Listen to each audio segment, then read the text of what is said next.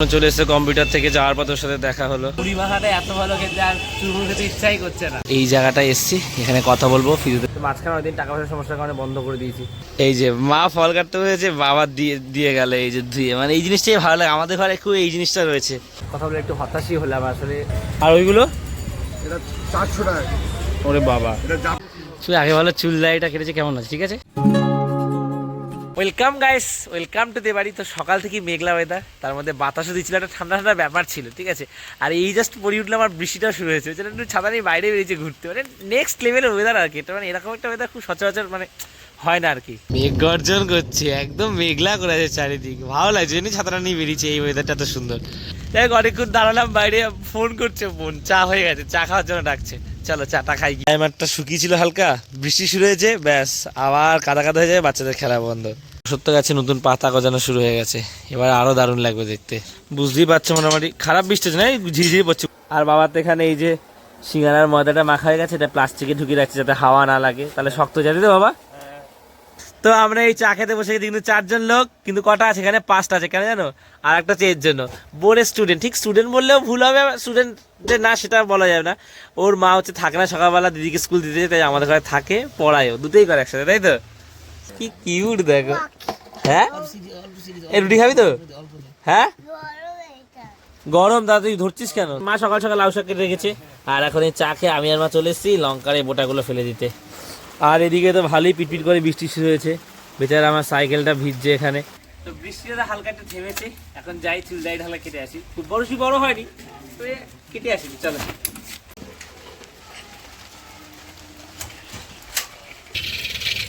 সাইকেলের সামনের দিকে মডগার্ডটা না হালকা লুজ হয়ে গেছে, কি বিচ্ছিরি আওয়াজ হচ্ছে দেখো। ফাঁকা রাস্তা দিয়ে গেলে না বহুত কানে লাগছে, এটা ঠিক করতে হবে বাড়ি যাওয়ার সময়। সিটটাও হালকা লুজ হয়ে গেছে। ফাইনালি চলে এসেছি এই দোকানটা থেকে আমি চুল দাড়ি কাটি।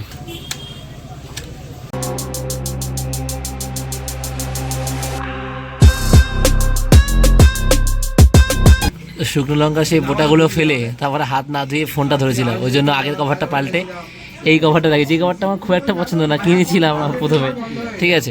তো আমার ফোনটা যারা জানতে ছিল কী ফোন, আশা করি বুঝতে পারছো কী ফোন, পুরো দেখিয়ে দিলাম। আজকে বেশি ভিড় ছিল না, মানে এসে একজন ছিল, একজনের হয়ে গেছে, এবার আমি চুল দাড়িটা কাটবো আর কি। তো ফাইনালি চুলা দাড়ি কাটা কমপ্লিট, আর দাড়িটা বেশি বড়ও রাখিনি, ছোটও করিনি, আর চুলটা নর্মাল রেখেছি।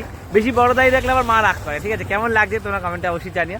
এবার মায়ের জন্য বাইরে থেকে কিছু খাবার নিয়ে তারপরে বাড়ি যাবো, চলো। এই সকালের দিকে মেঘ করেছিল, বৃষ্টি হচ্ছিল, আর এখন দেখো রোদ উঠে গেছে, ঝলমলে হয়ে দেখো। পাতাটা ফেলে এসেছি চুল কাটার দোকানে, গিয়ে নিয়ে আসতে হবে আবার, চলো। বৃষ্টিতে প্যাচ প্যাচে কাদা কাদা হয়ে গেছে রাস্তা, বাজারে।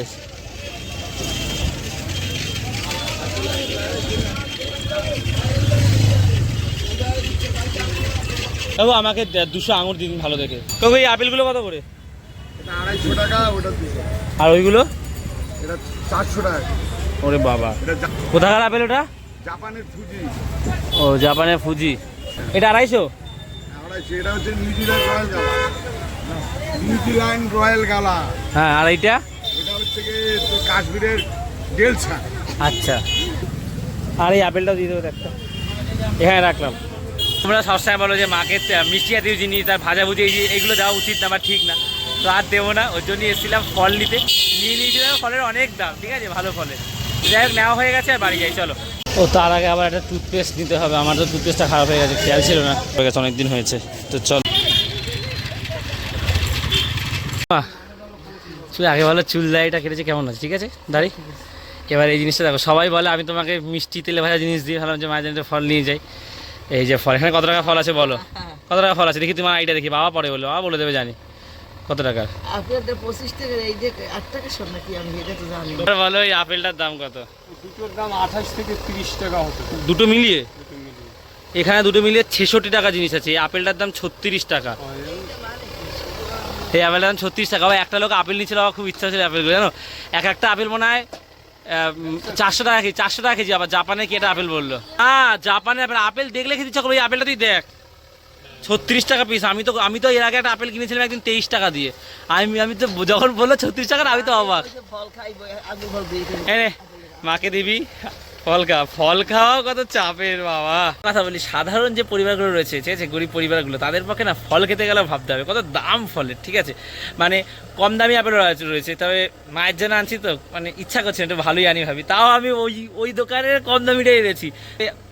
কি বলবো, আরে এত দাম দেখে অবাক হয়ে গেছি আর কি। শ্যাম্পু নিয়ে আসি, স্নান টান করি এবারে, মটগাটা সিটটা টাইট দিয়ে নিয়ে আসি। চলো, এই রাস্তাটার অবস্থা দেখেছি, আশায় চালাচ্ছি, স্লিপ খেয়ে গেছিলাম আগে একদিন।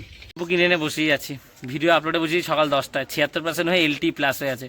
এতক্ষণ একটা বন্ধু থেকে হটস্পট নিয়ে ফাইনালি ভিডিওটা আপলোড করলাম, মনটা শান্তি হচ্ছে, ঠিক আছে। এত বিরক্ত লাগছিল না, আপলোডই হচ্ছে না, নেটে মাঝে মাঝে এরকম প্রবলেম করে, ওই জন্যই তোমরা ভিডিওটা দেরিতে দেখলে। যাই হোক, এবার স্নান করতে যাবো, চলো।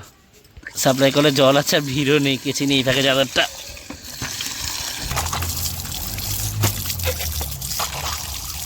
কত রোদ উঠেছে দেখো, সকালে মেঘ, বৃষ্টি, হাওয়া, আমি ভাবছি আজকে বিশাল বৃষ্টি হবে। হুট করে ভালো রোদ উঠে গেছে বলে কটা জামা কাপড়ও ভিজিয়ে দিলাম। জামা কাপড় কাচতে গিয়ে সাইকেলের কথাই ভুলে গেছি, 3টে বেজে গেছে, যাই না দোকান বন্ধ আছে কি খোলা। আর একটু দেরি হলেই পেতাম না, সাইকেল চেন দিয়ে বেঁধে রেখেছে, বিকেলে পড়ানো আছে, আমার খেয়ালই ছিল না, জামা কাপড় কাছ থেকে ভুলে গেছিল। আর 1 মিনিট লেট হলে সাইকেলটা পেতাম না। কিলে মডগার্ডের আওয়াজটা হচ্ছে না, তো বিরক্ত লাগছিল আওয়াজটা শুনলে, ফাঁকা রাস্তায় প্রচুর কানে লাগছিল। 1 মিনিট দেরি হলে দোকান বন্ধ করে দিয়েছিল, 8.5 ফেলা বাকি ছিল। 5 টাকা রেখেছে, 50 টাকার বেকার নিলাম না ধরো। তো এখনই খেতে গেছি আজকে একদম নিরামিষ, আর শাকের মধ্যে লাউ শাক আর পালং শাক আমার ফেভারিট। খেয়ে দিয়ে না শুয়ে পড়েছিলাম, এই 4:45 বাজে মা ডেকে তুললো। কালকে রক্তদান করেছি, শরীরটা হালকা দুর্বল ছিল, তারপরে আজকে দৌড়াদৌড়ি হয়েছে, কালকেও হয়েছে, কাচাকুচি করলাম, কি ঘুম পেয়েছে যেন উঠতে ইচ্ছা করছে না। রোজ একটু খেয়ে দিয়ে উঠে হালকা রেস্ট নিয়ে মাঠে যায়, আজকে যেতে ইচ্ছা করছে না। আচ্ছা, তাড়াতাড়ি দোকান যেতে হবে, কারণ বোনের কম্পিউটার আছে। এই যে মা ফল কাটতে হয়েছে, বাবা দিয়ে গেল এই যে ধুয়ে, মানে এই জিনিসটাই ভালো লাগে, আমাদের ঘরে খুব এই জিনিসটা রয়েছে। চোখে মুখে জল দিয়েও যেন ঘুমটা কাটছে না আজকে, ঠিক আছে, টায়ার্ড লাগছে না খুব। ফলটা তুমি খেও, এইটা বোনের জন্য রেখে গেলাম। তবে আপেলটা ভালোই ছিল খেতে, বেশ দারুণ লাগলো। একদিনে 400 টাকা কেজির আপেলগুলো আনতে হবে, ওগুলো দেখতেই অন্যরকম ছিল। মা সাদা না, মালটা রাখ, অটো করে বেরিয়ে যা।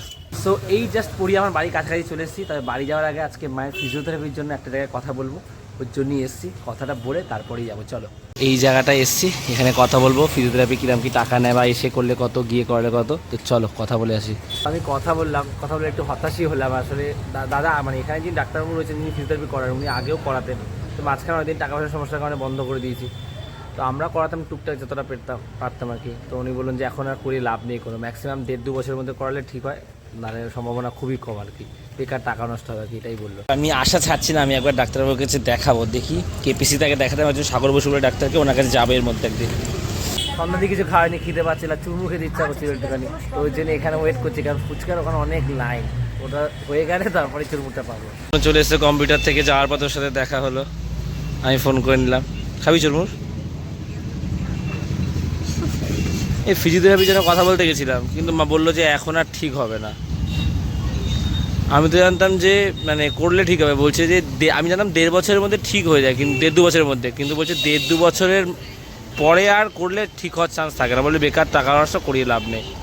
দেখি একবার সাগর বসুকে দেখাবো, মাকে এটা বলিস না এই বিষয়, মা কষ্ট পাবে তাহলে। মশলামুড়ি নিয়ে এসছে, খাই একটু। খাস নি কেন? কথা বলছিলাম গার্জেনের সাথে। ছাড়, আমি একটু খাই, মাকে এসব দেবো না। এটা আমি মাখিয়ে নিয়েছি কাকুর দোকান দিয়ে। পুরি মাখাটা এত ভালো খেতে, আর চুরমুর খেতে ইচ্ছাই করছে না, বলে দিচ্ছি নিতেই হবে, হেভি খেতে। চুরমুরটা পেলাম অনেকক্ষণ দাঁড়ানোর পরে, এবার খেতে খেতে দুজন বাড়ি যাই। পড়ে যাবে। 15 টাকা বলেছিলাম, ও বলছে 20 টাকার, ও 10 টাকা নেবে, ওই জন্য 5 টাকা দিচ্ছে, আমার কাছে টাকাই নেই। বেশি করে ঝাল দিতে বলেছি, খাওয়ার সময় ভালো লাগছিল, খাওয়া শেষ, এবারে কষ্ট হচ্ছে। মা দরজা হলো, কিছু খেয়েছো সন্ধ্যা দিয়ে? হ্যাঁ, বিস্কুট খেয়েছি। ঠিক আছে, আর কিছু আনিনি খাবার, তোমাকে ওইসব খাবার দেবো না, বাবা বলো দিস না। ট্রিলার প্যাকেট নিয়ে এসে একটা 15 টাকা দিয়ে, এটাই হবে রাতের বেলা। আরও খাও না একবার, টাটকা পালে যেরকম। কি বড় বিস্কুট মানে ক্রিম কেকার? এখন এই বসে গেছে সয়াবিনের জন্য আলু কাটতে, সয়াবিন নিয়েছে, এখন তরকারিটা এই যে বসিয়ে দিয়েছে, সয়াবিনটা গরম করবে। 11:30 বাজারে এই খেতে বসেছি, কারণ সয়াবিন অনেক লেট হয়েছে করতে। খাওয়া দাওয়া হলে এবার একটু ব্রাশ করবো, কারণ রাতে খেয়ে একটু ব্রাশ করি। হাত মুখ ধুয়ে তো চলে এসেছি, আবার বিছানাটা গুছিয়ে মশারিটা নিয়ে শুয়ে পড়বো। তো আজকে এই ব্লগটা এখানেই শেষ করে দিচ্ছি, যদি ভালো লাগে একটা লাইক করে দিও, আর বাড়িতে প্রথমবার আসলে একটু সাবস্ক্রাইব করে দিও। তো আজ এতটাই, আবার কাল কথা হচ্ছে, চলো টাটা।